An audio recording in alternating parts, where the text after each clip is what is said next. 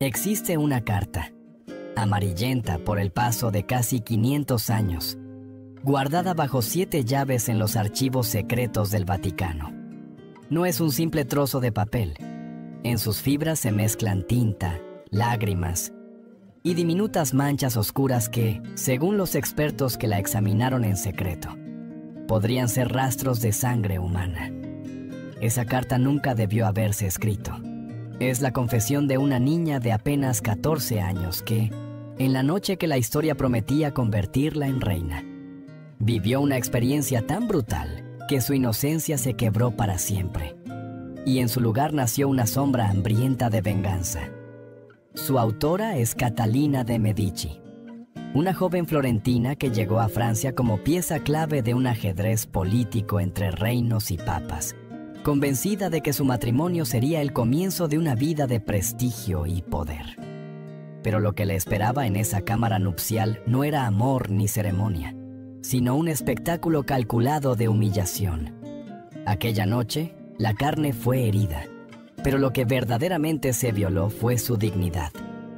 Entre susurros crueles y risas escondidas, Catalina sintió que algo se desgarraba dentro de ella, un hilo invisible que unía su corazón a la inocencia de su niñez. Y cuando ese hilo se rompió, en su lugar quedó un nudo de rencor, apretado, inquebrantable.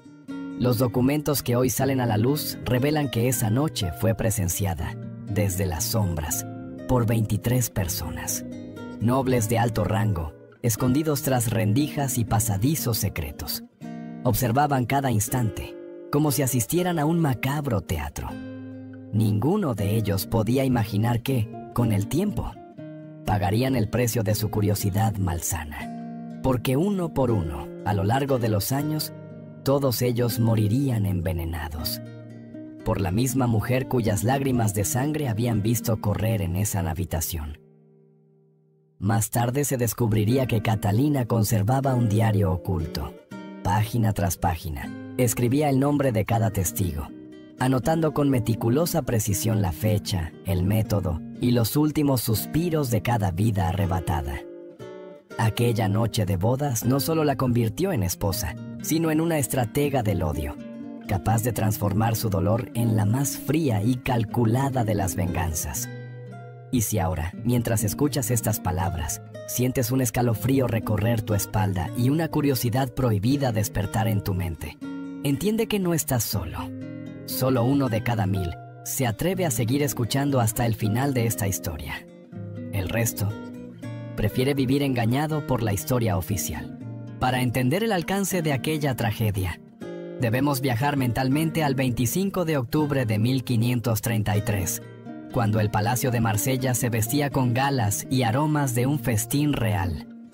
Afuera, las calles rebosaban de música, vino y curiosos que celebraban la unión entre Francia y la poderosa familia Medici. Adentro, en los pasillos más resguardados, se preparaba un escenario muy distinto, uno que jamás aparecería en crónicas oficiales ni en sermones eclesiásticos. Los documentos descubiertos siglos después en los archivos del Vaticano hablan de una práctica secreta conocida como ceremonia de purificación, una tradición medieval que la corte francesa aplicaba únicamente a las novias extranjeras, bajo el pretexto de limpiarlas de cualquier impureza ajena a la sangre real. Esta ceremonia no estaba escrita en ningún registro. Se transmitía oralmente entre los miembros más antiguos de la nobleza, casi como un juramento compartido en susurros y copas de vino. Catalina, con sus 14 años recién cumplidos, no tenía la más mínima idea de lo que la esperaba. La joven caminó aquella noche por los pasillos de piedra, iluminados por antorchas que lanzaban sombras inquietantes sobre los tapices. Sus manos sudaban bajo los guantes de seda, y aunque su rostro mantenía la serenidad que le habían enseñado las monjas de Santa Lucía, en su interior sentía un leve temblor. Creía que viviría su primera intimidad como cualquier esposa de sangre noble, sin imaginar que estaba a punto de enfrentar un ritual ideado no para unir, sino para quebrar. En la cámara nupcial, Enrique de Orleans, de apenas 15 años, la esperaba, físicamente fuerte pero mentalmente moldeado. Estaba completamente bajo la influencia de Diana de Poitiers, su amante de 34 años. Diana no solo controlaba sus impulsos y decisiones, sino que había planeado meticulosamente cada gesto y palabra de esa noche, asegurándose de que la humillación fuera total. Enrique, obediente como una marioneta, seguiría las instrucciones al pie de la letra, a través de pasadizos secretos construidos para espiar sin ser vistos. 23 miembros de la alta nobleza francesa se acomodaron para presenciar la escena. Miraban por rendijas ocultas, con ojos brillantes de expectación morbosa. Algunos bebían lentamente, otros murmuraban apuestas sobre cuánto tardaría la joven italiana en derrumbarse. No eran meros testigos, eran partícipes activos de una tradición cruel que se había repetido, en secreto, durante generaciones. Lo que siguió superó cualquier límite imaginable. Las primeras caricias fueron un engaño, una trampa para bajar la guardia. Pronto, la violencia física y psicológica se apoderó de la habitación. Catalina gritaba en italiano, suplicando piedad, pero sus ruegos se ahogaban entre risas y comentarios ahogados por el muro. El trauma fue tan intenso que sus delicados vasos sanguíneos alrededor de los ojos se rompieron, provocando un fenómeno médico raro: hemolacria, lágrimas mezcladas con sangre. Enrique alternaba momentos de ternura fingida con ataques brutales, prolongando deliberadamente el sufrimiento. 3 veces durante la madrugada, el médico de la corte, Anand Dubois, fue llamado para reanimarla cuando perdió el conocimiento. Cada vez que abría los ojos, las sombras de los voyeurs parecían acercarse más, como buitres observando a su presa. Cuando por fin amaneció, la Catalina que había entrado en esa habitación ya no existía. En su lugar, había surgido algo nuevo, una mujer que había memorizado cada rostro, cada voz y cada risa que resonó en la penumbra. Un ser que, con el tiempo, convertiría esa humillación en un arma mortal contra todos los presentes. Aquel amanecer gris en Marsella no trajo alivio, sino una nueva forma de existencia para Catalina de Medici. La niña que había cruzado Francia con sueños tímidos y esperanzas juveniles había desaparecido. En su lugar, emergía una mujer que, aunque seguía vestida con sedas y encajes, llevaba en los ojos una frialdad que ningún tutor o cortesano había visto antes. Durante días, Catalina apenas habló. Caminaba por los pasillos del palacio con pasos lentos, escuchando, observando, memorizando cada detalle de las personas que la rodeaban. Lo que nadie comprendía era que su silencio no era fruto del miedo, sino del cálculo. La humillación que había sufrido se había cristalizado en un propósito inquebrantable: devolver, uno por uno, cada dolor infligido. En su interior, la educación recibida en el convento de Santa Lucía adquiría un significado nuevo. Allí había aprendido latín, filosofía, historia y hasta rudimentos de las artes alquímicas que su tía materna practicaba en secreto.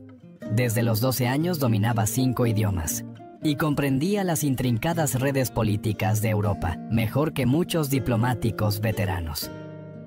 También había estudiado el uso de hierbas medicinales, infusiones y extractos que podían curar o matar. Lo que antes eran conocimientos académicos, ahora se convertían en herramientas para un plan que iría tejiendo con la paciencia de una araña. Su esposo, Enrique de Orleans, apenas notó el cambio. Continuaba bajo el hechizo de Diana de Poitiers, convencido de que Catalina era simplemente una esposa dócil y sin ambiciones. Pero Catalina había aprendido una lección crucial: no mostrar nunca sus verdaderas intenciones hasta que el momento fuese perfecto. En la corte, sonreía cuando debía sonreír, aceptaba humillaciones menores sin protestar y cultivaba amistades estratégicas. Todo mientras, en lo más profundo de su mente, mantenía vivo el mapa de su venganza. En los años que siguieron, Catalina comenzó a ganar influencia poco a poco. Aprovechaba banquetes, celebraciones y audiencias para escuchar rumores, detectar debilidades y estrechar lazos con personas clave. Mientras tanto, en la soledad de sus aposentos, mantenía un diario secreto. En él, cada nombre de los 23 testigos de su noche de bodas estaba escrito con tinta negra, acompañado de anotaciones precisas. Los gestos que hicieron, las palabras que pronunciaron, la posición en la que estaban ocultos, no era un simple registro, era una lista de condena. A los ojos de la corte, Catalina seguía siendo la joven florentina que había aprendido a adaptarse a las costumbres francesas. Pero dentro de ella crecía un poder silencioso, alimentado por la memoria del dolor y la certeza de que, algún día, la balanza de la justicia se inclinaría a su favor. Y cuando ese momento llegara, no habría súplica ni misericordia que la detuviera. Pasaron 3 años antes de que Catalina moviera su primera pieza en el tablero de su venganza. Durante ese tiempo, había observado con paciencia, cultivando la imagen de una esposa complaciente, inofensiva, incluso frágil. Pero en la intimidad de sus aposentos, cada noche abría su diario, repasaba los nombres y perfeccionaba los métodos que emplearía para borrar, uno a los 23 testigos de su humillación. El primer nombre en la lista era Jean de Montmorency, un cortesano altivo que, la noche de bodas, había sugerido entre risas apostar sobre cuánto tiempo resistiría la joven italiana antes de colapsar. Catalina recordaba con nitidez el destello de crueldad en sus ojos, el modo en que bebía vino mientras observaba su sufrimiento. Ahora, 3 años después, ese recuerdo se transformaría en sentencia. El veneno que Catalina escogió no era común. En los laboratorios secretos que mantenía en una de las salas menos transitadas del palacio, un espacio que oficialmente servía para almacenar hierbas medicinales, había desarrollado una mezcla precisa de cicuta y mercurio, perfeccionada mediante meses de experimentación. Esta combinación provocaba convulsiones violentas, espuma rosada en la boca y una agonía prolongada que podía durar horas. Exactamente los mismos síntomas que ella había soportado aquella noche. Jean de Montmorency fue hallado muerto en sus aposentos, una mañana fría de invierno. La corte susurraba sobre una posible intoxicación alimentaria, pero Catalina sabía la verdad. Antes de que él bebiera la copa fatal, había recibido un pequeño frasco de cristal con un líquido rojo oscuro y un breve mensaje: para que recuerdes lo que viste. Aquello se convertiría en la marca personal de todas sus venganzas. Sus lágrimas de sangre, conservadas como símbolo y advertencia. En los años siguientes, las muertes continuaron, siempre siguiendo el mismo patrón. Las víctimas eran elegidas con precisión quirúrgica, y ninguna sospecha recaía sobre Catalina. Murmuraban que la corte estaba maldita, que una sombra invisible cobraba la vida de los nobles uno por uno. Pero nadie podía imaginar que esa sombra se escondía detrás de la sonrisa tranquila de la reina, tejiendo una red de muerte con la paciencia de quien sabe que la venganza es un plato que se sirve frío. Cada asesinato era, para Catalina, un acto de justicia poética. No se trataba solo de matar, sino de recrear, de forma meticulosa, el sufrimiento que ella había experimentado. Y con cada nombre tachado de su diario, sentía que recuperaba un pedazo de su dignidad arrebatada.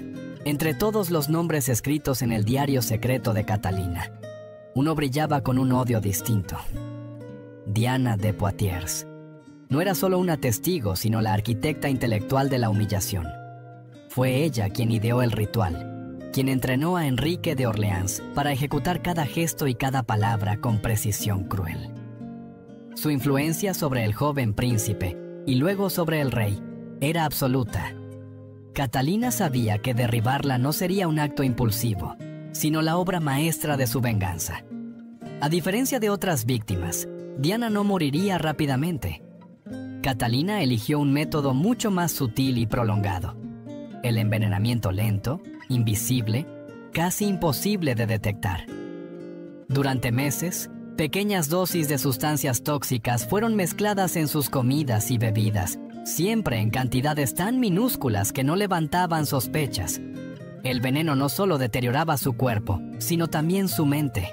Día tras día, Diana sentía cómo su fuerza se apagaba, cómo sus reflejos se volvían torpes y su memoria comenzaba a fallar. Catalina asistía a todos los banquetes donde su enemiga estaba presente. La observaba beber de su copa con una sonrisa cortés, intercambiando miradas cargadas de significados que solo ellas comprendían. Era un duelo silencioso, un juego de resistencia en el que Catalina controlaba cada movimiento. Nadie en la corte sospechaba nada, pues para todos, la favorita del rey seguía siendo la mujer radiante que había sido durante décadas, aunque sus ojos ya empezaban a perder el brillo.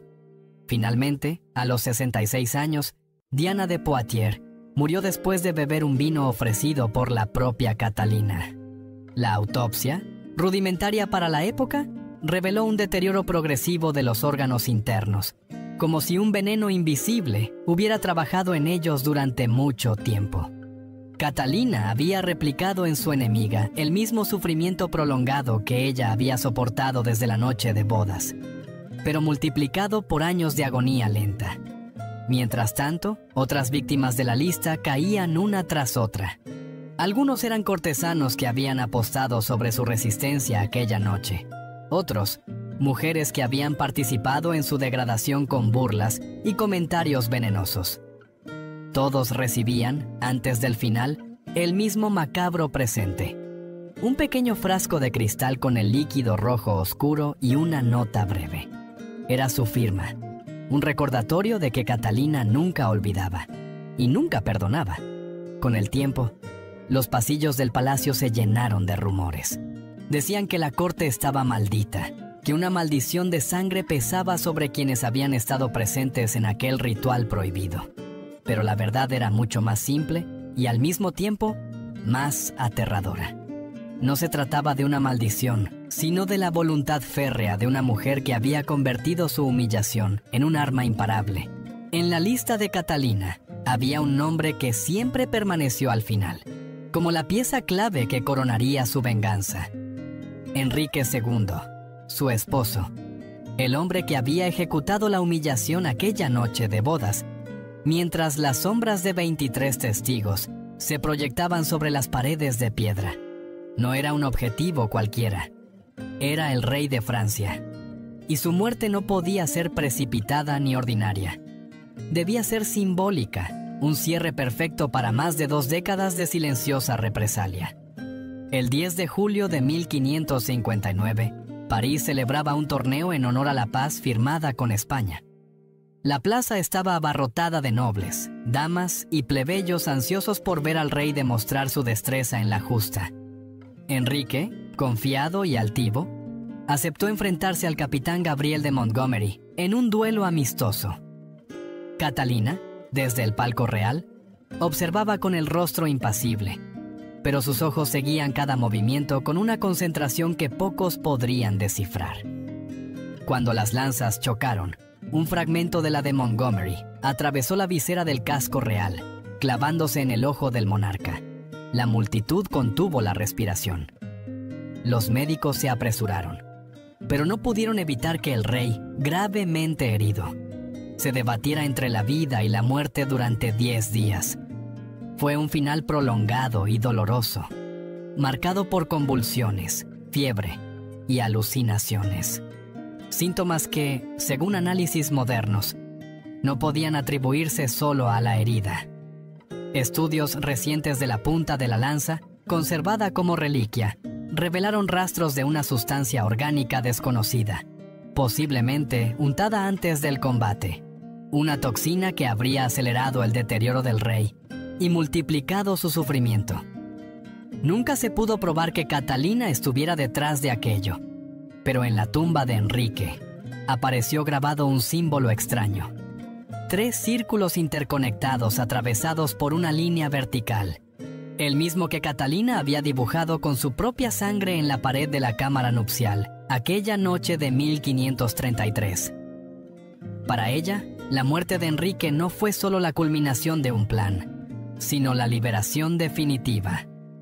Con ese último acto, cerraba un ciclo de más de 20 años en el que había convertido la humillación en un arma y el dolor en poder absoluto. Ya no quedaban testigos vivos de aquella noche. Todos, sin excepción, habían caído. Catalina, la joven que un día lloró lágrimas de sangre, se erguía ahora como la mujer más temida de la corte francesa.